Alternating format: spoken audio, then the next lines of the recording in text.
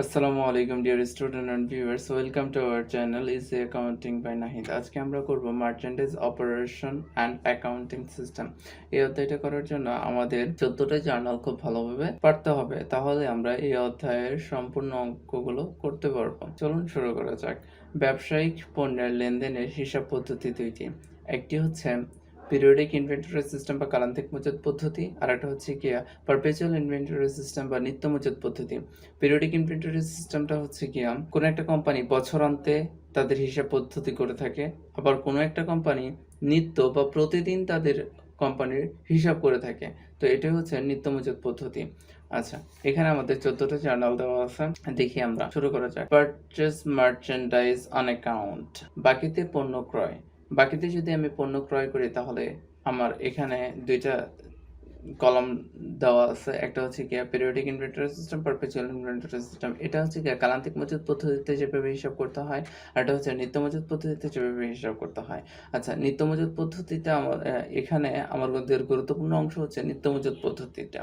ঠিক আছে, অঙ্ক যদি বলে দেয় যে কালান্তিক মজুত পদ্ধতিতে করো তাহলে কালান্তিক মজুত পদ্ধতিতে আমাদের করতে হবে। যদি অঙ্কে বলে দেয় নিত্য মজুত পদ্ধতিতে করো তাহলে আমাদের নিত্য মজুত পদ্ধতিতে করতে হবে, কিন্তু বেশিরভাগ ক্ষেত্রে আমাদের নিত্য মজুত পদ্ধতিতে করতে হয় বা পারপেচুয়াল ইনভেন্টরি সিস্টেমে করতে হয়।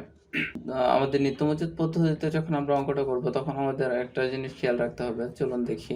অঙ্কে যাওয়ার আগে যে জিনিসটা আমাদের জানতে হবে সেটা হচ্ছে কি এই যে দেখুন, নিত্য মজুত পদ্ধতিতে অথবা পারপেচুয়াল ইনভেন্টরি সিস্টেমে ক্রয় সংক্রান্ত নামের পরিবর্তে মার্চেন্ডাইজ ইনভেন্টরি বসবে। ক্রয় সংক্রান্ত নামগুলো হলো অঙ্কের ভিতর যখন আমরা দেখবো পারচেজ লেখা আছে তখন আমরা মার্চেন্ডাইজ ইনভেন্টরি লিখবো। আমরা যখন দেখবো পারচেজ রিটার্ন অ্যান্ড অ্যালাউন্স আছে তখন আমরা মার্চেন্ডাইজ ইনভেন্টরি লিখবো। আমরা দেখবো পারচেজ ডিসকাউন্ট যেখানে লেখা থাকবে সেখানে আমরা লিখে দেবো merchandise inventory. Fred in merchandise inventory লিখে দিতে হবে। বিষয়টি কি ঘটে, চলুন আমরা অঙ্কে যাই, তাহলে আমরা ভালো করে বুঝতে পারবো। দেখি, পারচেজ মার্চেন্ডাইজ অন অ্যাকাউন্ট, বাকিতে পণ্য ক্রয়, পারচেজ ডেবিট, এপি ক্রেডিট, মানে হচ্ছে কি ক্রয় বেড়ে গেছে, আমার পাওনাদারও বেড়ে গেছে। তারপর দেখি এখানে আছে কি লিখছিলাম আমরা, পারচেজ আর এপি। পারচেজ আমরা একটু আগে দেখলাম purchase return and allowance, purchase discount and Fred in এর পরিবর্তে আমাদের কি বসে, মার্চেন্ডাইজ ইনভেন্টরি বসে। তাহলে পারচেজ যেখানে ছিল সেখানে লিখে ফেলতে হবে মার্চেন্ডাইজ ইনভেন্টরি ডেবিট, এপির জায়গায় এপি থাকবে এপি ক্রেডিট বা account payable credit. Purchase merchandise and cash, নগদে পণ্য ক্রয়। নগদে পণ্য ক্রয় করলে কি হয়, ক্রয়টা বেড়ে যায়, ক্যাশ টাকা চলে যায়, তার জন্য আমাদের ক্রয় ডেবিট, ক্যাশ ক্রেডিট। আচ্ছা, ক্রয়ের পরিবর্তে যেন আমাদের কি লিখতে হয়, পারপেচুয়াল ইনভেন্টরি সিস্টেমে আমাদের লিখতে হয় মার্চেন্ডাইজ ইনভেন্টরি ডেবিট আর ক্যাশ ক্রেডিট। ক্যাশের জায়গাতেই বসবে। Purchase return and allowance on account. আচ্ছা, বাকিতে পণ্য ফেরত। বাকিতে যে ক্রয় করছিল এই পণ্যটা কি দিছে, ফেরত দিছে, এটার জন্য কি বসবে, এপি ডেবিট। আমার পাওনাদার কি হয়েছে, কমে গেছে, এবং purchase return and allowance credit হয়ে যাবে। AP debit, purchase return and allowance credit. AP তো ঠিকই থাকবে, এটা তো কোনো পরিবর্তন হবে না, এখানে এপি আছে। কিন্তু আমরা একটু আগে পড়ছিলাম যে পারচেজ রিটার্ন অ্যান্ড অ্যালাউন্স, এই যে দেখেন পারচেজ রিটার্ন অ্যান্ড অ্যালাউন্স এর পরিবর্তে কি বসবে, মার্চেন্ডাইজ ইনভেন্টরি ক্রেডিট হবে। তারপরে দেখি purchase return and allowance in cash, নগদে পণ্য ফেরত। নগদে আমি ক্রয় করছিলাম, সেই পণ্য ফেরত পাঠিয়ে দিছে, তাহলে আমার নগদ টাকা বেড়ে গেছে এখন, কারণ আমি নগদে ক্রয় করার ফলে আমার কি হয়েছিল, নগদ টাকা চলে গেছিল, এখন তাকেই আমি ফেরত দিয়ে দিচ্ছি সেই জিনিসটা।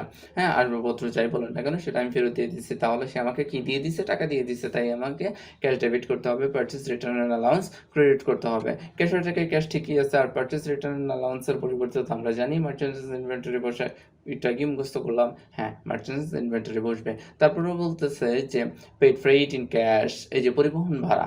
পরিবহন ভাড়া পরিশোধ করলে আমাদের কি বলে, পরিবহন ভাড়া ডেবিট, ক্যাশ ক্রেডিট। পরিবহন ভাড়াটা এই যে দেখেন Fred in debit, cash credit. পরিবহন ভাড়া, অবশ্যই পরিবহন ভাড়া একটা খরচ বেড়ে যায় এবং নগদ টাকা চলে যায়। আচ্ছা, ফ্রেড ইনের পরিবর্তে কি বসে, merchandise inventory debit, cash credit বসে, এটা তো আমরা একটাকে মুখস্থ করলাম। তারপরে দেখি আরেকটা কি বলছে, আচ্ছা paid to account payable. Account পেয়েবলকে পরিশোধ করছে উইদাউট ডিসকাউন্ট পিরিয়ড। আমাকে একটা ডিসকাউন্ট দিয়েছিল সে, যদি কিনা তুমি নিট একটা টার্ম দেওয়া থাকে, ঠিক আছে, এই টার্মের মধ্যে এই টার্মটা কি হয়, এই টার্মটা হয় যে তুমি যদি 5 দিনের ভিতর পরিশোধ করো তাহলে তুমি 2% বাট্টা পাবা, আদারওয়াইজ তোমাকে আমি বাট্টা দিব না, কিন্তু 30 দিনের ভিতর তোমাকে অবশ্যই পরিশোধ করতে হবে। এটা হলো একটা টার্ম, এই টার্মের ভিতরে আমি পরিশোধ করি নাই। দেখেন, বাট্টা কিন্তু সময়ের বাইরে পাওনাদারকে পরিশোধ, মানে সে যে আমাকে একটা অফার করছিল সেই অফারের ভিতর আমি তাকে পরিশোধ করি নাই, তার জন্য আমি কি পাই না, আমি কোনো বাট্টা বারটা পাই না। এটা এরকম যদি থাকে বাট্টাকৃত সময়ের বাইরে পাওনাদারকে পরিশোধ, তাহলে আমি কোনো বাট্টা পাই না। আমার যে টাকা আছে সেই টাকাই 30 দিনের ভিতর দিতে হবে। তাই আমার কি এখন হবে, এপি কমে যাবে, ক্যাশও কমে যাবে, ক্যাশ তাকে দিয়ে দিই। আমাদের পারপেচুয়ালে কোনো পরিবর্তন হবে না, কারণ এটা কি purchase return and allowance, purchase discount নাকি ফ্রেট ইন, এগুলো কি কিছু এখানে আছে? না, এখানে যেহেতু কিছুই নেই তার জন্য এখানেও কোনো পরিবর্তন হবে না। এপি ডেবিট ক্যাশ ক্রেডিট যা আছে তাই বসে যাবে। তারপরে দেখি paid to account payable with discount period. এখন আমি আমার পাওনাদারকে পরিশোধ করছি যখন, তখন আমি ডিসকাউন্ট পিরিয়ড আমাকে যে শর্তটা দিয়েছিল সেই শর্তের ভিতরে আমি তাকে পরিশোধ করছি। তার মানে কি, স্বভাবতই আমি তাহলে কি পাবো, বাট্টা পাবো। বাট্টাকৃত সময়ের মধ্যে পাওনাদারকে পরিশোধ, তাহলে আমি কি পাবো, বাট্টা পাবো। বাট্টা পেলে কি হয়, আমার তো পাওনাদার কমে যাবে, এপি ডেবিট, ক্যাশ টাকা তো চলে গেছে, তো আমি কি আর কি পাইছি, পারচেজ ডিসকাউন্ট সবসময় ক্রেডিট হয়, AP debit cash credit, purchase discount credit. তারপরে দেখি এটাতে কি কি বসবে, এপি ডেবিট ক্যাশ ক্রেডিট যা আছে তাই। এই যে দেখেন পারচেজ ডিসকাউন্ট, এটাকে আমরা বললাম purchase return allowance, purchase discount and freight এর পরিবর্তে মার্চেন্ডাইজ ইনভেন্টরি বসে, তাই এখানে পারচেজ ডিসকাউন্টের পরিবর্তে কি বসলো, মার্চেন্ডাইজ ইনভেন্টরি বসলো। তারপরে দেখি সেল মার্চেন্ডাইজ ইন ক্যাশ, এই যে দেখেন নগদে পণ্য বিক্রয়। এখানে একটা কথা আছে যে আমরা যখন সেলের জার্নাল দিব বা সেলের জাবেদা দিব, তখন জেনারেল জার্নালে বসবে ক্যাশ ডেবিট সেল ক্রেডিট, এটা তো বসবেই, সাথে আরো কিছু বসবে। এটা জানার জন্য চলুন আমরা আরেকটা টার্ম দেখে আসি। বিক্রয় সংক্রান্ত জাবেদায় বিক্রয় এবং বিক্রয় ফেরতের জন্য দুটি করে জাবেদা দিতে হয়। কি বললাম, বিক্রয় সংক্রান্ত জাবেদায় বিক্রয় এবং বিক্রয় ফেরতের জন্য এই দুইটা জন্য আমাদের দুইটা একই জার্নালের দুইটা জার্নাল দিতে হয়। কি দিতে হয় দেখেন, সেল মার্চেন্ডাইজ ইন ক্যাশ, এটার জার্নালটা কি হবে, এটার দুইটা জার্নাল হবে। এটা কোথায়, এটা হচ্ছে নিত্য মজুত পদ্ধতিতে যেটা আমরা করি, পারপেচুয়াল ইনভেন্টরি সিস্টেম, তাতে দুইটা জার্নাল হবে। দেখুন দুইটা জার্নালে একটা হচ্ছে cash debit sale credit, cash debit sale credit, এটা তো হবেই, এ দিয়ে লিখছি এটা, ঠিক আছে। এরপর হবে cost of goods sold debit, merchandise inventory credit, কি লিখছি, cost of goods sold debit, merchandise inventory credit. এই বিক্রয় এবং বিক্রয় ফেরতের যখন আমরা জার্নাল দিব, জাবেদা দিব, তখন আমাদের দুইটা জার্নাল দিতে হবে। একটা দিতে হবে সেলের আর একটা দিতে হবে কস্ট প্রাইসের। কিসের, একটা দিতে হবে সেলের জার্নাল আর একটা দিতে হবে কস্ট প্রাইসের জার্নাল। টাকাটা কি হবে এটা আমরা অঙ্কে গেলেই খুব ভালো করে বুঝতে পারবো যে টাকাটা কোনটা হবে, কোনটা সেলের টাকা আর কোনটা কস্ট প্রাইসের টাকা, সেটা আমরা অঙ্কে গেলে বুঝতে পারবো। এখন যেভাবে মুখস্থ আমরা যেভাবে 14 জার্নাল দেওয়া আছে এভাবে ঠাড়া মুখস্থ করে ফেলবো, তাহলে আমরা অঙ্কে 16তে 16 পাবো ইনশাল্লাহ। তারপরে দেখি আমরা কোথায় ছিলাম, আমরা ছিলাম 8 নম্বরে, যে সেল মার্চেন্ডাইজ ইন ক্যাশ, এটা তো ক্যাশ ডেবিট সেল ক্রেডিট, এটা তো হবেই। এই যে দেখেন ক্যাশ ডেবিট সেল ক্রেডিট, এটা তো হবেই। এর পরবর্তীতে আরেকটা জার্নাল হবে, এটা কস্ট, আচ্ছা আমি একটু মার্ক করে দিতেছি, cost of goods sold debit, merchandise inventory credit সেলে বসবে। এটা যেহেতু জায়গার স্বল্পতা তাই একটু দূরে লিখতে পারি নাই, এটা নিচে লিখে ফেলছে, cost of goods sold debit sale credit. আচ্ছা, সেল মার্চেন্ডাইজ অন অ্যাকাউন্ট, এটা কি বলছে, বাকিতে পণ্য বিক্রয়। বাকিতে যখন আমি পণ্য বিক্রয় করি, আমি কারো কাছে টাকা পাই তখন, ঠিক না, যার কাছে আমি টাকা পাই সে আমার কি দেনাদার বেড়ে গেছে, সেলও বেড়ে গেছে, তাই সেল ক্রেডিট হয়ে গেছে। এয়ার ডেবিট আসলে এটা তো হবেই।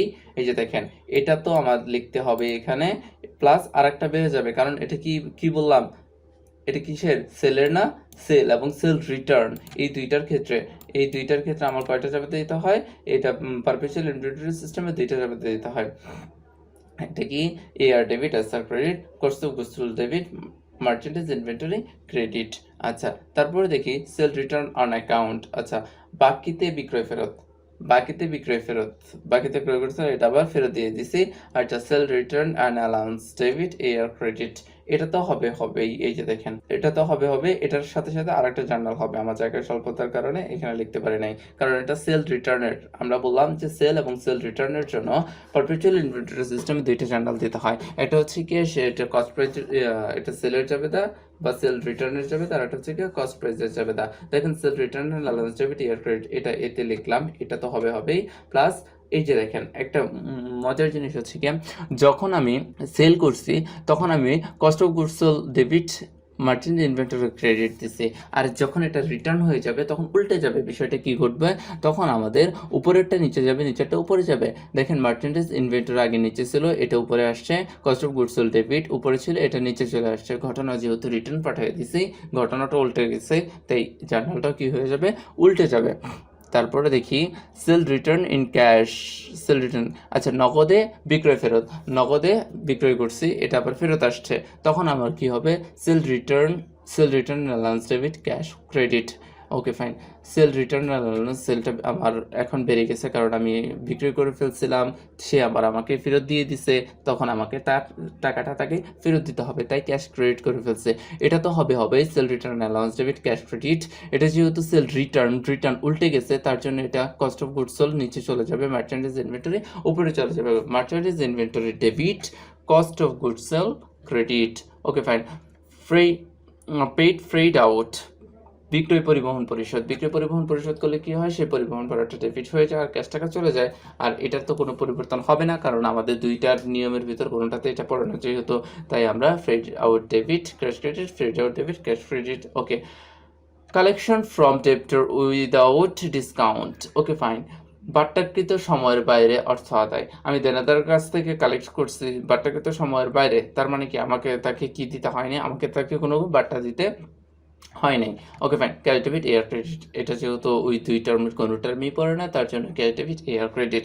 আচ্ছা তারপরে দেখি যে collection from debtor with discount period, discount, আচ্ছা বাট্টাকৃত সময়ের মধ্যে অর্থ আদায়, তার মানে কি বাট্টা আমি তাকে দিছি, ঠিক না, আমি যেহেতু আদায় করছি তার মানে আমি তাকে বাট্টা দিচ্ছি, আমি বাট্টা দিলে এটা আমার ক্ষতি হয়ে যায়, তাই সেল ডিসকাউন্ট ডেবিট হয়ে যাবে। Cash debit sale discount debit এয়ার ক্রেডিট, দেনাদারের কাছ থেকে আর কোনো টাকা পাবো না, এয়ার ক্রেডিট, এয়ার বা দেনাদারকে আমি কমাই দিলাম। আচ্ছা এখানে দেখি সেল ডিসকাউন্ট, না সেল ডিসকাউন্ট তো এরকমই রয়ে যাবে, কারণ কি আমরা পারচেজ ডিসকাউন্টের পরিবর্তে মার্চেন্টেজ ইনভেন্টরি লিখি, কিন্তু সেল ডিসকাউন্টের ক্ষেত্রে আমরা মার্চেন্টেজ ইনভেন্টরি লিখি না, তার জন্য যে যা আছে তাই লিখে ফেলছি। এই 14টি জার্নাল যদি আমরা খুব ভালোভাবে পারি তাহলে আমাদের এই অধ্যায় একদম ইজি হয়ে যাবে, আমাদের অঙ্ক করতে অনেক সুবিধা হয়ে যাবে, তার জন্য এটা দেখতে হবে।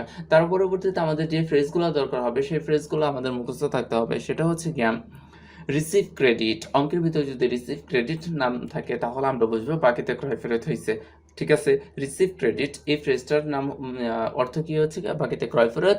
রিসিভ রিফান্ড এটার অর্থ হচ্ছে গিয়া নগদে ক্রয় ফেরত। আচ্ছা এগুলার আরো কিছু অল্টারনেটিভ নাম থাকতে পারে অঙ্কের ভিতর, এটা কি MAT credit, issue credit, granted credit, এটার মানে হচ্ছে গিয়া বাকিতে বিক্রয় ফেরত। এই অল্টারনেটিভ নামগুলা আমাদের মুখস্থ রাখতে হবে, তাহলে আমরা একটা এন্ট্রি খুব ভালো করে বুঝতে পারবো, আদারওয়াইজ ভালো করে বুঝতে পারবো না, অঙ্কটা ভুল হয়ে যাবে।